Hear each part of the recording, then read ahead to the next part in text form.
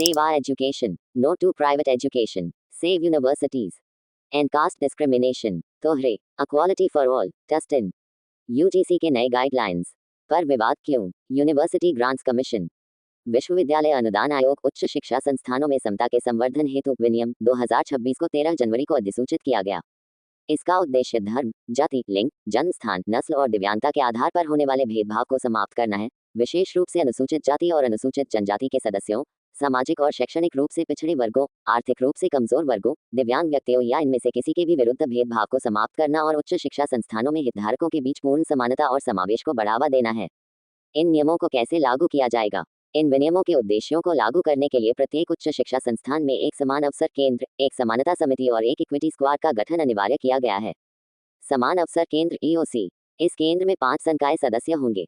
ये भेदभाव विरोधी नीतियों की निगरानी करेगा, जिला प्रशासन और पुलिस के साथ समन्वय स्थापित करेगा तथा आवश्यकता पड़ने पर कानूनी सहायता प्रदान करेगा।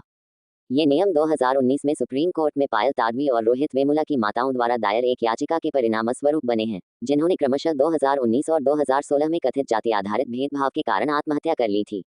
ये विनियम 2012 के इसी नाम वाले UGC उच्च शिक्षण संस्थानों में समानता को बढ़ावा देना विनियमों का स्थान लेते हैं।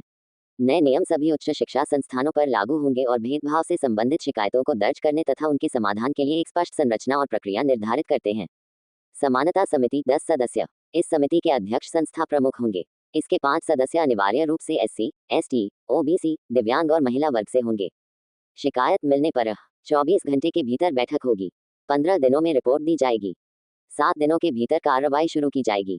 Equity squad. इक्विटी स्क्वाड परिसर में सक्रिय निगरानी करेगा, संवेदनशील स्थानों का निरीक्षण करेगा, 24x7 इक्विटी हेल्पलाइन संचालित करेगा और इक्विटी एम्बेसडर नियुक्त किए जाएंगे। इन नियमों को लेकर मुख्य विवाद क्या है? अधिसूचित संस्करण में जातिगत भेदभाव की परिभाषा में OBC अन्य पिछड़ा वर्ग को भी शामिल किया गया है।